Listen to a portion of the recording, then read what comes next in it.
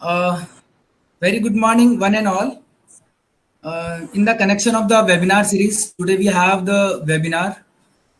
This is the 72 webinar on PU webinar platform from the Faculty of Arts and Parul Institute of Arts. And on regular basis, we are organizing the several webinars by the several department of Faculty of Arts and Parul Institute of Arts. So in this connection, today we have the webinar on medical humanities, pandemic narrative and the healings. This is the topic of today's webinar topic. And we have with us Dr. Praveen Kumar Patel. He is the Assistant Professor in Department of English, Mahila Mahavidyalaya, Banaras Hindu University, Varanasi. So, Dr. Praveen Kumar Patel, we welcome to you, sir, on behalf of the Parul University and Parul University Management, and on behalf of the Parul University President, sir, and Vice Chancellor, sir, and Registrar, sir. So, we welcome to you, sir. And now I over to Ms. Ishani Patel for give the detailed introduction of our today's webinar chief guest and speaker. So, please go ahead, Professor Ishani Patel. Thank you, sir. A very good morning to all of you. Today we have Professor Dr. Praveen Kumar Patel with us, and it's very wonderful. It's a very wonderful opportunity for all of us that we have, we have such a wonderful platform, and we are conducting webinar series. So let's give a short introduction. So Dr. Praveen Kumar Patel is currently teaching in Department of English in Mahila Mahavidyalaya, Banaras Hindu University, Varanasi. He has worked as before joining BHU. He has worked at the Central University of Karnataka, and he has done his PhD from English and Foreign Languages University, that is commonly known as IFLU, Hyderabad. And his area of specialization are medical humanities, Derrida studies, contemporary British fiction, and post-colonial literature. Apart from this, he is the co-editor of the book which is recently published, is going to publish, which is entitled as The Hero and the Hero Making Across Genre, which is published by the Routledge publication. Besides this, he has been given to present a paper at University of California, Irvine, USA in 2012, and also at Universal Ethics of Ancient India, a Derridian study of being with others, which is an UGC startup project. He is also the coordinator of the English and Interdisciplinary Studies from BHU Varanasi. He has published many international and national journals, and he has published around 24 papers and attended various national and international conferences, not in India but also in abroad. Apart from this, he has also presented papers in various international and national conferences and seminars such as Derrida Today International Conference, which is organized by your University of California, Irvine, USA, and others in collaboration with Sahitya Academy, New Delhi, and ICSSR New Delhi. Apart from that, others are also such as British Council and KSU Manhattan, USA. So, sir, this is a brief introduction of Dr. Praveen Kumar Patel, and today he's going to introduce on the topic known as medical humanities, which is very emerging discipline. So, I hand it over to Dr. Praveen Kumar Patel. So, please begin. Okay, thank you, Sani, and thank you, Professor Ramesh Rawat, the Dean of Faculty of Arts. This is a great opportunity for me to talk about medical humanities in the context of pandemic, and this is the area which I was working for a long time, and then we got this invitation. I thought I could speak about this topic with Parul University. So this is a so I'm grateful to Professor Ramesh Rawat, Mrs. Sani Patel, and all the teams of Parul University who has made this possible. I would like to go straight to the topic and focus on like what I have to say about this. Uh, when we think about medical humanities in the context of pandemic, narrative, and healing, how medical humanities has contributed in our society in the present time, and maybe I think there are some students and there are some for some this may be a new area. So for the sake of those who have little less idea about medical humanities, I'll provide a very brief introduction to medical humanities, like what is medical humanities, and then we'll go to the objective of like what I am going to do today, and then how I am going to deal with a pandemic today in the context of medical humanities. And then we have, I'll be providing certain examples, particularly from Indian context, and how India is battling with coronavirus and how narratives are framed around that, and what are the possible methods available for healing. Beginning with medical humanities, and this is actually one of the most recent field. It is known as medical humanities, health humanities, or critical medical humanities, which deals with intersection between different academic subjects such as like history, literature, philosophy, law, archaeology, drama, religious studies, and cultural studies. It actually explores the relationship between culture, society, and medical sciences. The purpose of medical humanities is to see how other arts can intersect with medicine and medicinal sciences, and look for some kind of alternative solutions. So the purpose of medical humanities is not to work on the body, but the discourse which is associated with body, the discourse which is built around illness, around disease. So medical humanities is concerned with the critical discourse, not with medical practice as such, but the discourse, the critical analysis, the critical epistemology, which builds around the issues of illness, suffering, care, and such other things. When we think about medical humanities, this has emerged as a pedagogic approach which is informed by all the professionals in personal health care and well-being. The purpose is to advance the new developments in health and well-being from the perspective of patient, from the perspective of the people who is suffering. And here we see a shift of narrative, which is from the doctor-centered to the patient-centered narrative. The approach which medical humanities brings, here the focus becomes on the patient, and the narrative is built around patient from the perspective of patient. And it actually focuses on how literature provides a kind of therapeutic applications to the people who are suffering. It so in this way, like it is actually bringing the alternative mode from medical sciences to literature and other arts, and how they can heal the suffering. And the other thing about medical humanities, just I'm going very brief, it is actually bringing the intersection of illness and disease with the world outside. We need to actually have a clear idea about illness and disease. When we think about illness, the illness is a kind of social constructions.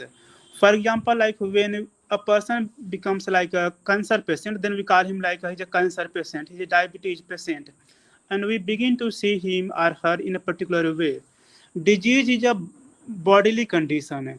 It is a mental condition which happens to the individual, and the focus of medical humanities is to bring the narratives which are built around illness and disease from the world outside, how world has constructed several narratives. In the course of presentation, I will be focusing upon those several narratives in the positive and negative sense, and how they have framed and how they have defined illness and disease. And the when we see like the major means areas which medical humanities deal with, and number one, it is actually though I'm not going to deal much with that, it is about tracing the history of medicine, like how medicine has evolved. For example, like when we think about medicine in Indian context, so basically it was a colonial venture which was meant to control Indian society. And so when we see the history of medicine in Indian context, it becomes a part of colonization. This is one concern of medical humanities. The other one is it's about how art and humanities intersect with medicine in medical education, how art and humanities have connection with medical humanities, how they means try to humanize medicine, and how medicine tries to transform literature. So this is a kind of collaborative venture where each one is actually helping the other. Medicine is bringing a scientific perspective in literature, and literature is providing human perspective to medicine. And it looks for art in the process of healing, how art can help in one's health. Sometimes it is also called art as medicine, and how art and how literature functions as a, as a as a medicine. I mean, how art and literature can one help a person in healing. And the purpose, like what I am. Please, can you move on next slide? Can you come to the objectives? Objectives. Yeah, thank you. And the objectives, like what I am going to do, it is about how literature, how narrative, how different stories which are built around pandemic, particularly around coronavirus, how they define health, how they define illness, disease, and suffering of people. So we are looking the perspective which is offered by humanities.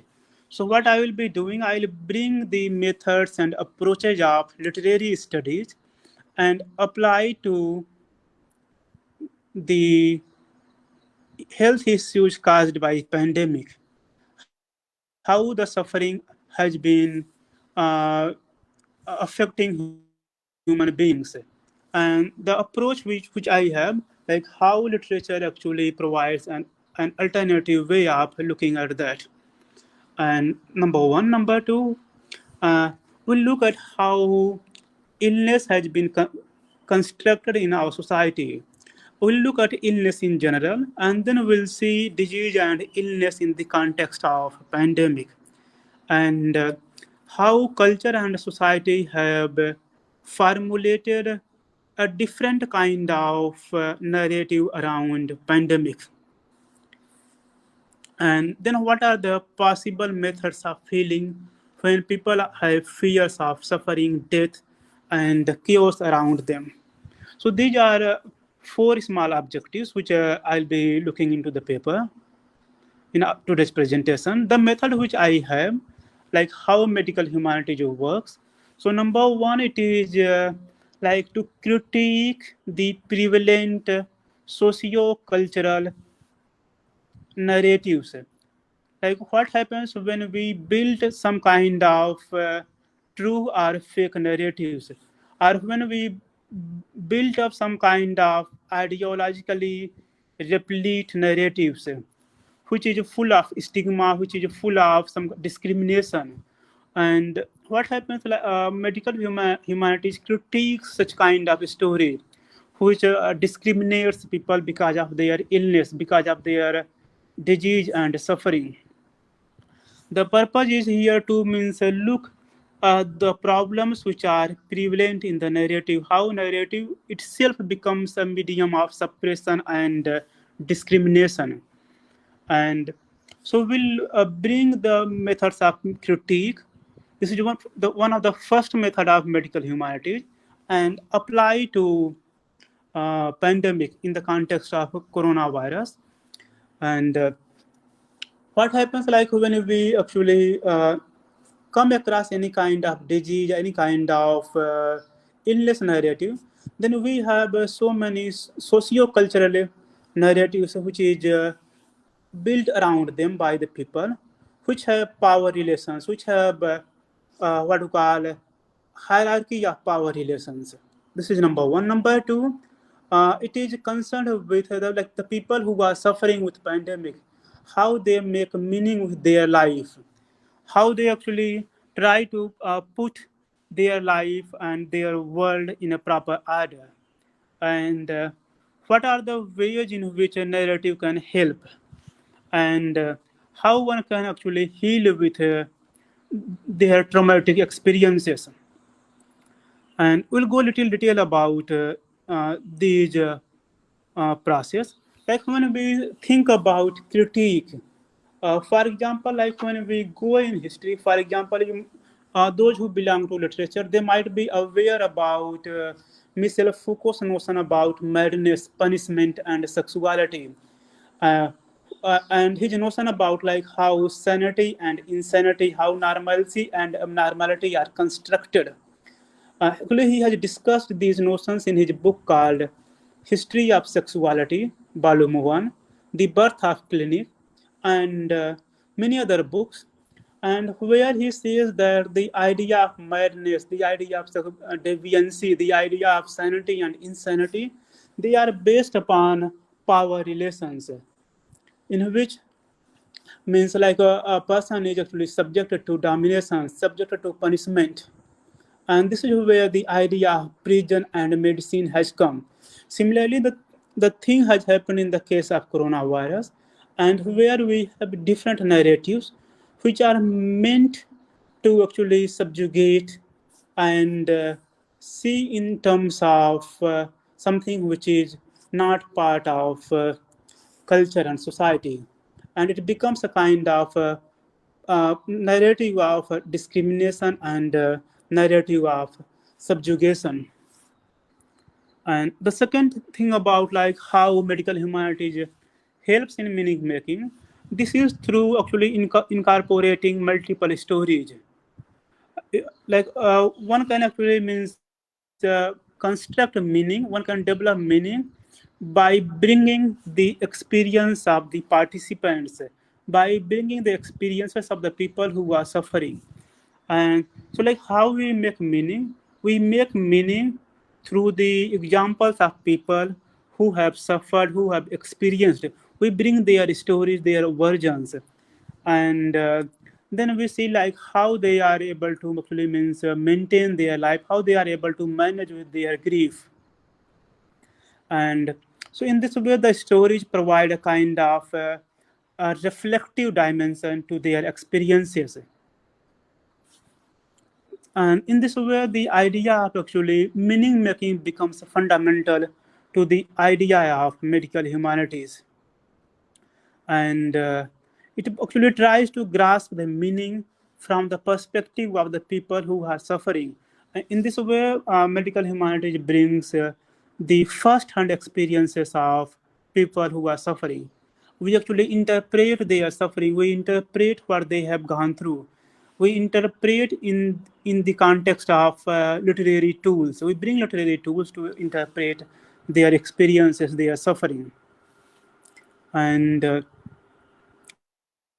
the third aspect of tool of medical humanities, that is about narrative, and how actually means when we see the definition of narrative actually implies certain kind of exclusion, inclusion, and construction. So like we take something in narrative, we exclude certain things. So narrative helps us in formulation and depiction of life around illness, how illness has been constructed through narrative. And there are two major theorists. One is Rita Saron, and so she has developed a concept called narrative medicine. She has a book called Narrative Medicine, where she talks about how narrative can actually function uh, as a medium of healing by recognizing, observing, interpreting the stories of illness. So narrative, like through narrative, she tries to actually means bring several issues of illness by what do you call it? Uh, what happens like through narrative, the narrative medicine actually tries to bring some kind of what do you call formulation of disease, some kind of the formulation of illness through different mediums. And in that way she developed the idea of narrative medicine. And other one is Arthur W. Frank, and who has a book called The Wounded Storyteller. And Arthur Frank has actually developed the like his idea of narrative and under three main themes. So one is restitution narrative. Restitution narrative means where like a sick person becomes ill, and but with the passage of time he gets back to the normal health. So the person like who is ill but recovers, that is called restitution narrative.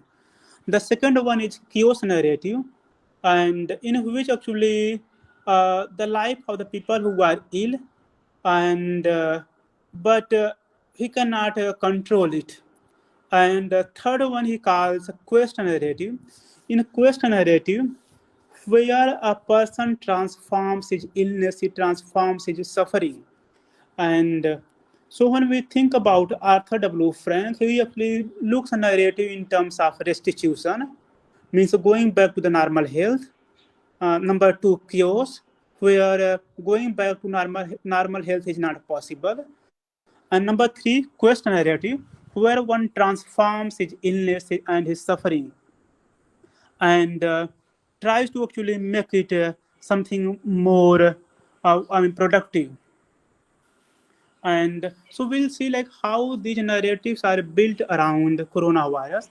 Can you please move to next slide? Yeah. We'll briefly discuss like what is pandemic, and what are like WHO guidelines, and how it has been seen in different classic literature. And then we'll come to like what is public response and government response. We'll take these points briefly. When we see pandemic is seen as a global suffering, global epidemic. And why it is called a global? Because it spreads to more than one continent. And WHO has actually means identified any pandemic in 6 phases. And this is like what we have experienced. Number one, phase one, that there is no virus, no influenza, and it has no existence. Phase two, that it has appeared through animals. Phase three, that it can infect human beings. Phase three, that it can transmit now from person to person, from human being to human being. And phase five, that it can transmit only to a particular place, and it cannot spread to the world. And final phase, which comes as pandemic, it means when it becomes out of control, it becomes widespread. So when a particular illness or disease becomes widespread worldwide, it takes the form of pandemic. And when we actually look around different what we call classical narratives, we can actually see there are several narratives which are around what you call different types of disease and illness like AIDS, Ebola, and different other respiratory syndromes. The examples which we find first, for example, the first example we find in the context of Hippocrates, who in 412 BC has referred about influenza, about epidemic in the Middle Ages, and where he has talked about the isolation of people. And in the medieval period, we have Boccaccio's Decameron and Chaucer's Canterbury Tales, where we have references to the pandemic. However, they have seen pandemic as a result of avarice, greed, and corruption. This is for them a kind of moral degradation. Therefore, people are facing pandemic. And in the case of Boccaccio's Decameron, we have a story told by a group of 7 young people and who live outside of Florence, and they are afflicted by plague. And then we have stories by like, what you call Dostoevsky's Crime and Punishment, where the protagonist is actually seen to condemn a terrible news about plague. And then we have several narratives about Spanish influenza, which has occurred in 1918. And so, not going much in detail, but like we have several literary narratives around pandemic. And the problem happens like how actually means people respond to these pandemics. And one of these responses is actually what you call ideological and xenophobia, means xenophobic and ideological response. And this happens with all the pandemics. And you can pick up any pandemics, I mean, so from classical times to our times. The way people actually respond to any pandemic, like in the beginning, actually, we begin to actually means look the pandemic from ideological perspective, from a xenophobic or racial perspective. And the examples we can have over here, for example, like when we see the Indian context in the first wave, like when a pandemic was going to be means get widespread in India, then we had markage incidents. So through markage, we have like a group of people who have tried to means put blame on Muslims in general. So this is a kind of like ideological one, and this is the first wave. And at the same time, I mean, in the first wave, when there was actually very little, maybe very low cases from northeast, people had begun to actually means react violently against people from northeast. So there was like stigma and violence against people of northeast. So we actually began to see have a kind of xenophobia against the people of northeast. And when we came to the second wave, then like we had this Kumbh Mela, and then we have a kind of ideological response towards the Kumbh. So the way in the first wave, like from Markaj it became to Muslims in general. Then in second wave from Kumbh, they actually began to blame Hindus in general. And so these are called like means how pandemic takes a kind of ideological and xenophobic perspective dimensions. Means where like we try to put blame on something else, and this is what actually medical humanities critiques. And then we have a kind of like racial what to call describe means a description about pandemic. In the case of like this one, for example, like you might have heard the previous president of US, Donald Trump, he has called it several times Chinese virus. Though like one should investigate the origin of virus, but the reference to which the reference means the way Trump refers. This is basically a kind of a racial description. Similarly, like when we think about Ebola and other pandemics, it is called in the Western countries as Asian in origin, Asian virus. So these are what we call means a kind of a racial description of a pandemic, racial response to pandemic. And so what we notice actually that pandemic has actually means bring a kind of ideological response. It also brings a kind of fake news, paranoid conspiracy theories, and explosion of racism. And sometimes like you need to know like what is a real news, what is a fake news, and how to find out the truth. And the other, this is one like means when we see pandemic from a racial and a xenophobic perspective, and then other one is actually means like how public response from different respond on different stages.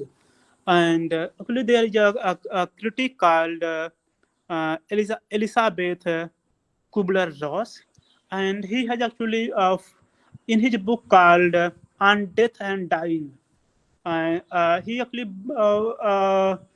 proposed 5 stages of pandemic. On death, the book is called On Death and Dying, where he proposes 5 stages.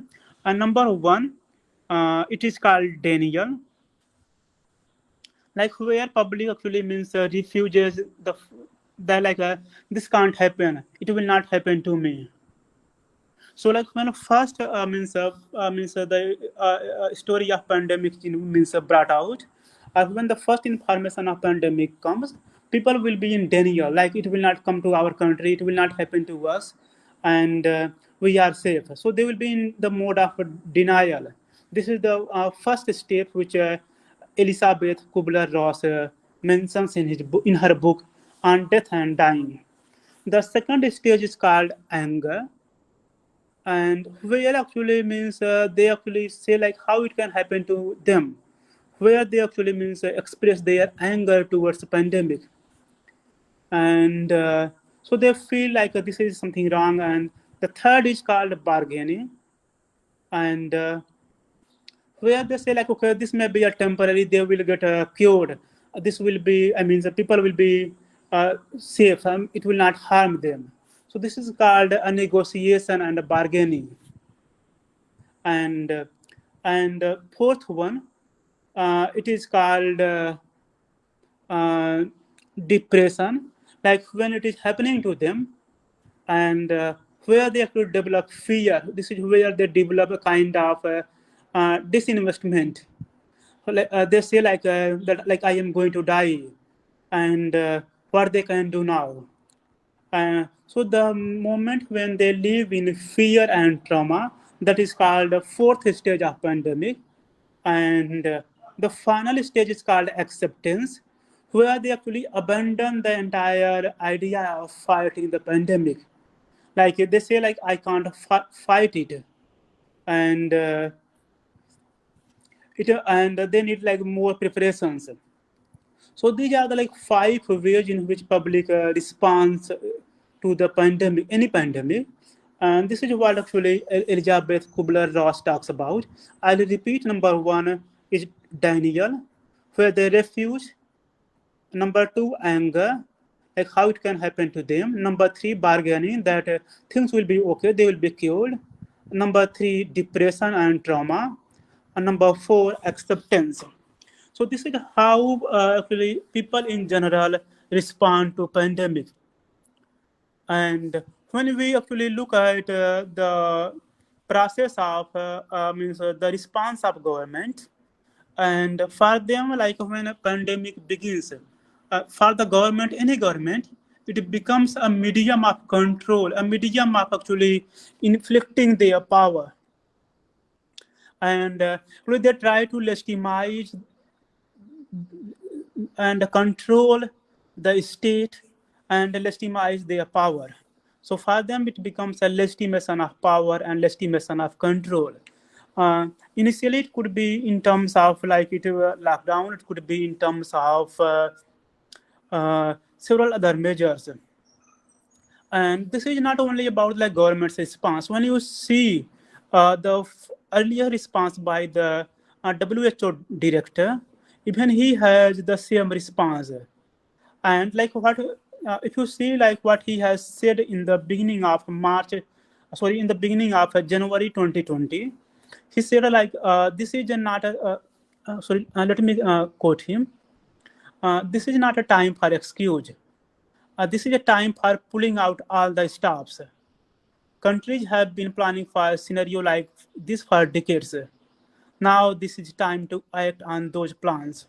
And then he goes on to actually means talk about like he says this is quote unquote that government need to engage with all the machinery available to them. And earlier it was only meant to means control means what to call bring the state control over the people. It was not meant to actually control the virus, but to control the people and make them actually follow a particular mode of narrative. And anybody who was questioning it, they were punished. For example, like when we think about the first doctor from China who has brought out this story, this was basically a Hong Kong-based journalist, and a director, a doctor named Li Wenliang. And when they actually brought this story to the world, then actually, they were killed. So actually the state began to control who were actually informing the world outside about any kind of pandemic. And so like what we witness over here, that in the beginning, people were actually, means become the what you call medium to be controlled by the government. Government was only trying to means control the people, not the problem. But when it becomes out of proportion, and then when it becomes a point of when it comes to the point of exhaustion, then we are actually means coming to a different reality. People are confined to their homes. They are living in quarantine. They are means having and suffering from what you call different kind of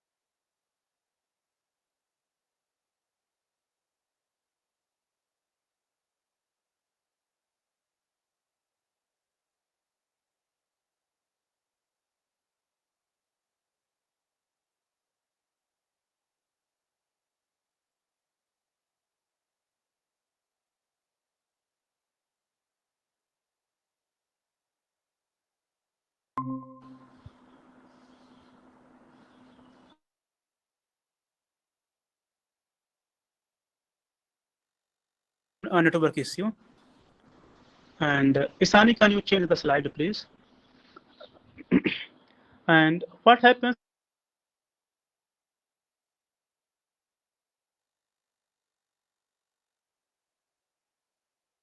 here lockdown, and everywhere we have what we call narratives of fear.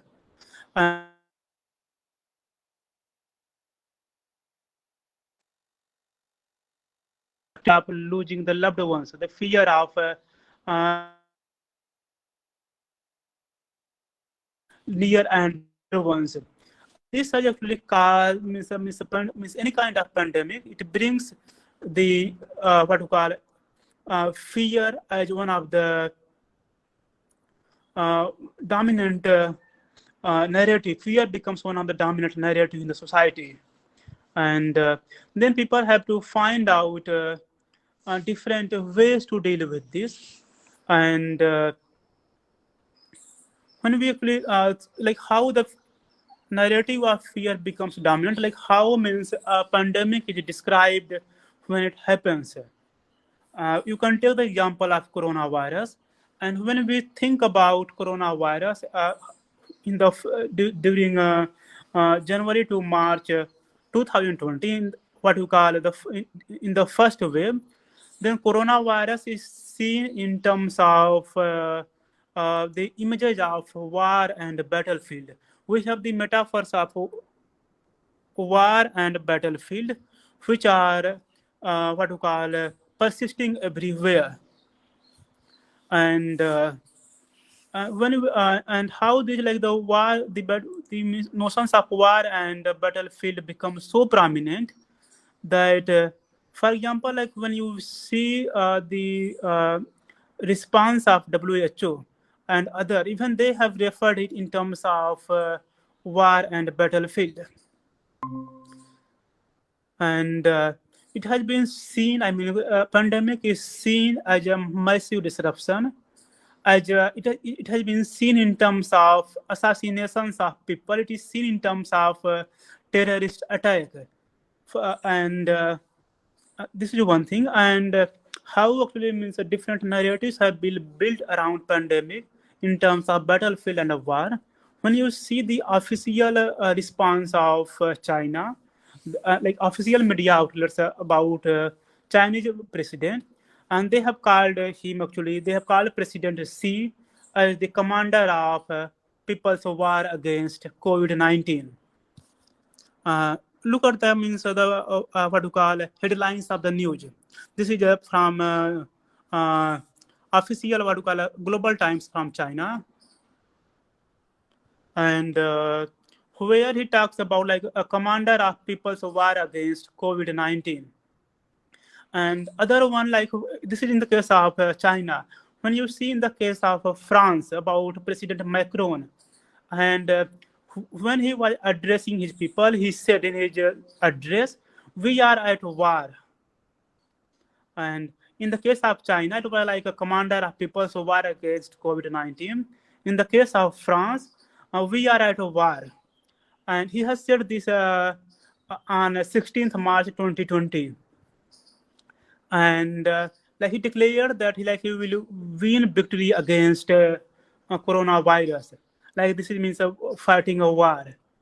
And when we see in the context of India, when Indian Prime Minister was giving his first national address upon lockdown, and what he said in Hindi, हमने महाभारत की लड़ाई 18 दिन में जीती थी और इस लड़ाई को 21 दिन में जीतेंगे. Means like he means compared the what you call controlling of coronavirus pandemic through the war of through the battle of Mahabharat. Like Mahabharat continued for 18 days, and he will win this battle of coronavirus in 21 days. And then we have what you call the use of references like corona warriors for the frontline workers, for the health workers. And then when you think about like in the context of US, and then President Trump calls it invisible enemy. So they have documents. What we notice over here in general, that we see actually how we build the narrative of a battlefield, how we build the narrative around the war. It is by referring to such what you call phrases and such examples, we try to see pandemic in terms of battlefield. And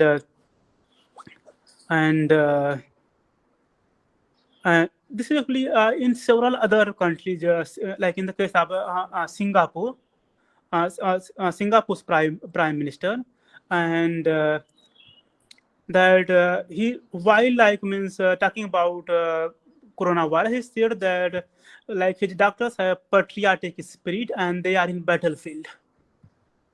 And Then we have like preparations. We have references called like preparations on war footing. We have bring what to call constructions of hospital by Indian Air Force, and then bringing of oxygens by Indian Air Force. So like Indian military forces, air forces. So these actually references to make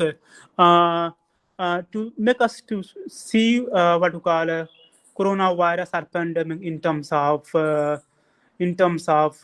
war and battle metaphor. And so when we actually see any kind of pandemic in such a way, it will actually automatically increase the fear of people. On the one side, like we have the suffering, the death of people. You might have seen several what you call stories, several visuals about the burning of bodies, about the people who are thrown, the people who are dead, how they are thrown, and how people are not finding any kind of bed and any kind of facilities in the hospitals. So all these are creating some kind of fears. So we have automatically a kind of fear narrative which is building up. Then how to actually deal with such kind of fear narrative? How to cope up with such kind of trauma and suffering? Here I would like to bring the methods brought by Claude Levi-Strauss and Durkheim. Levi-Strauss has talked about symbolic efficacy.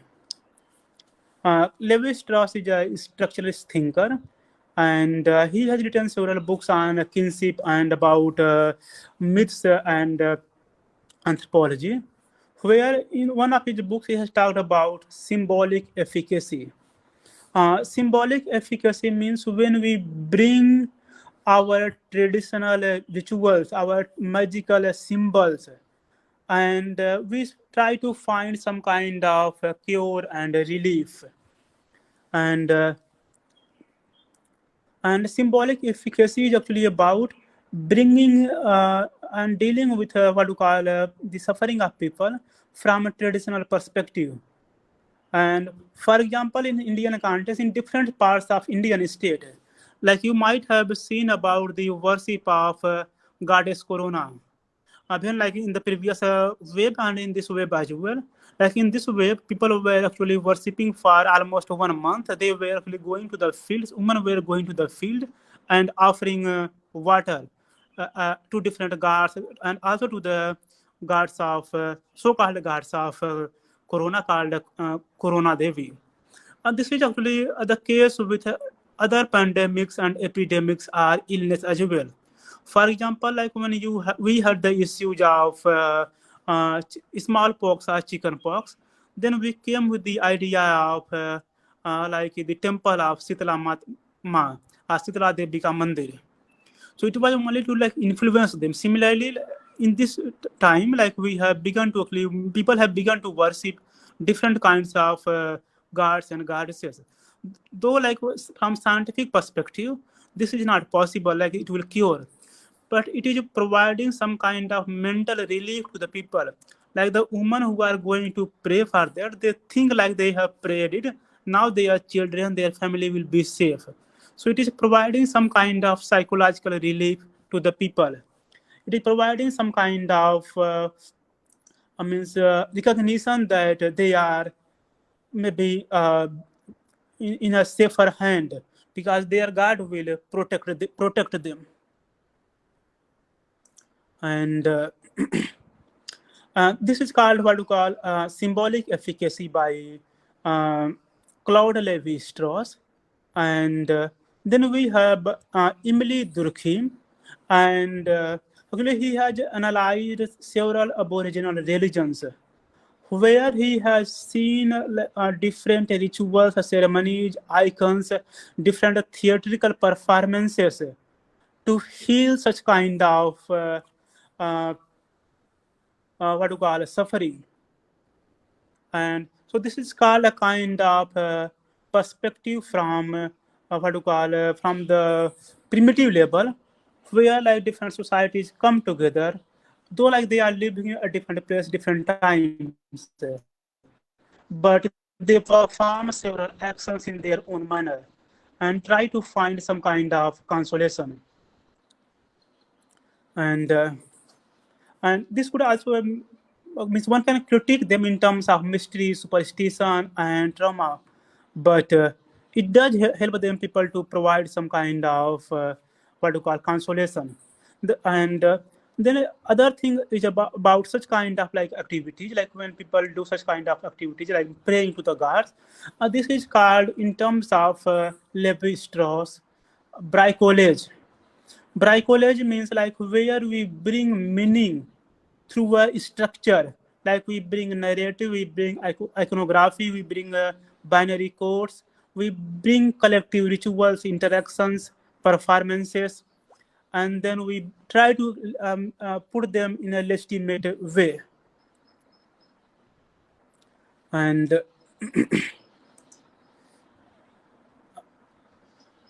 and so this is called what to call the traditional method of healing through symbolic efficacy and symbolic code. The other one is called like how to heal. It is called cultural construction of heroes. And okay, I'll finish very soon. In cultural construction of heroes, like what happens, we try to bring like make a national heroes. We try to create national heroes through different narratives. For example, like we call the corona warriors as our heroes. We also make the heroes through political leaders, like who can provide some kind of what do you call safety. And for example, like the states who are better performing in the, for example, during first wave, like Kerala was seen, the chief minister of Kerala was seen as a hero, and the states who are not performing well, then they are seen as a villains. And we have like across means what you call media, a kind of glamorization and critique about them. Then we have a kind of like media ritualization. Through media ritualization, like for example, like when we have a press conference by our prime minister, by anybody else, then like the entire media actually means how media means tells their means brings this narrative to the people and tries to engage the people. So we actually try to create a kind of hero through media. We try to create hero through the people who are fighting. We try to create a hero through the people who are helping us.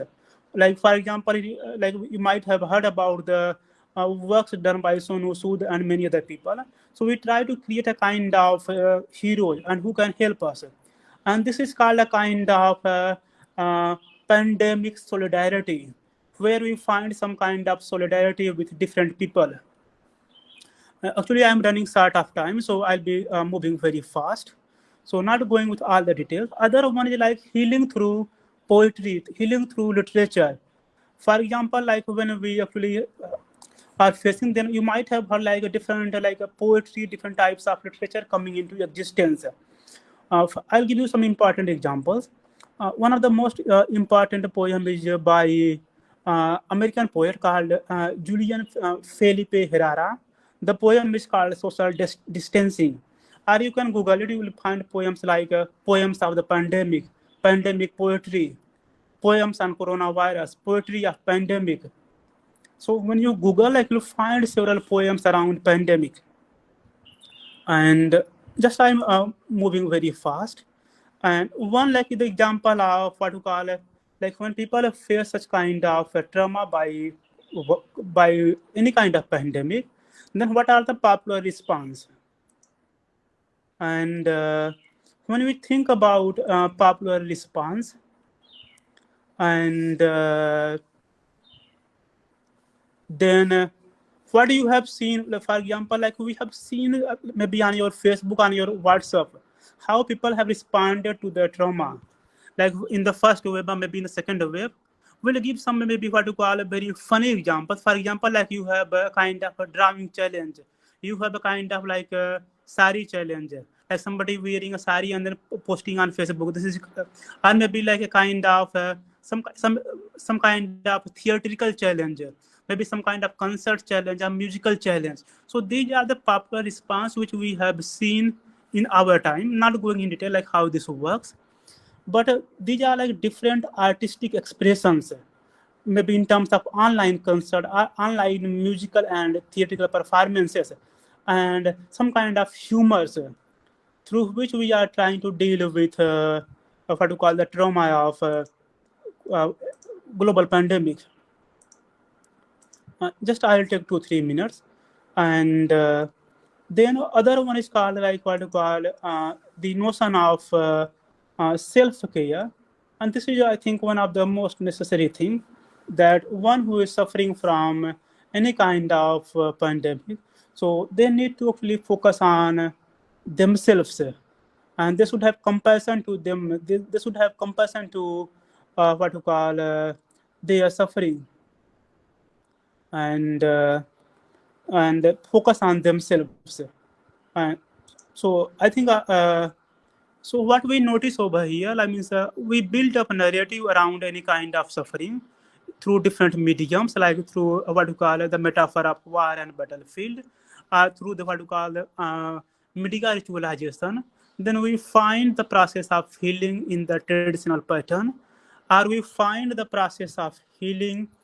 The traditional pattern can be in terms of different rituals, different types of pujas and different other things, and it could also be in terms of what you call it could be only symbolic, but it helps the people to actually find some meaning in their life and try to find some kind of create some kind of cultural heroes, and maybe they can offer popular response. So these are the narratives through which actually means they are trying to heal themselves.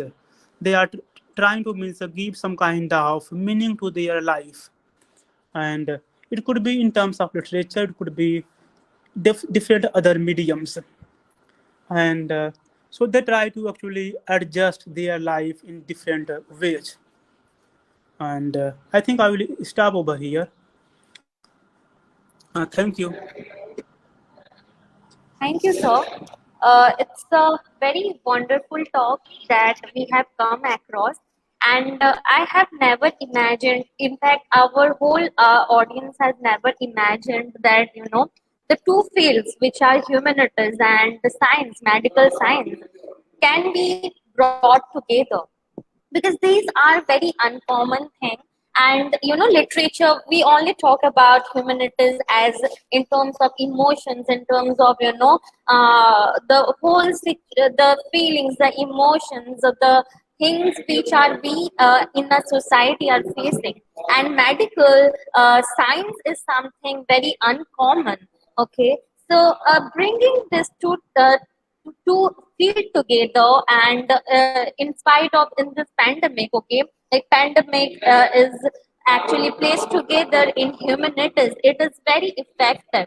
Like pandemic, you talk about various theories such as Elizabeth Kubler-Ross and his 5 different stages. Then you talk about history of sexuality, Foucault, and the connection with the medical humanities, then other things about the Spanish influenza, Ebola. So all these things we actually need to wrap up together in this 21st century.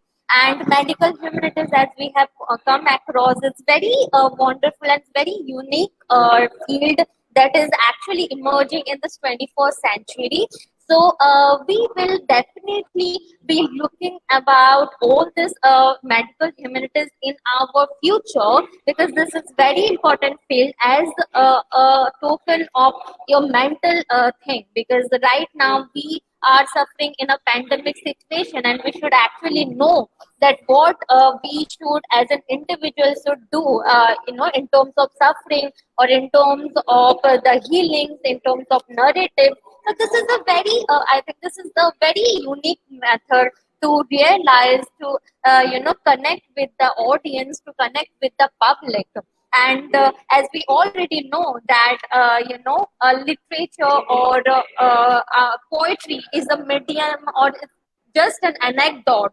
It's just an antidote pardon. So it's just an antidote for every individual. So basically, I think literature or any type of narrative is just like an antidote for every individual. And just in case of pandemic, we should actually focus on medical humanities in 21st century. So thank you, sir. We will be looking all this, entire discourse and entire discussion in the coming next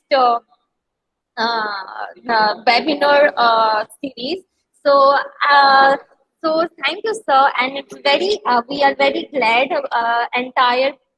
our arts of faculty and our Parul University are very privileged. We are very glad that you are here and you guide our whole public, our whole student about medical humanities, which is very important and which is very, it's a very important topic in 21st century. Thank you, sir, and thank you so much. Yeah, thank you.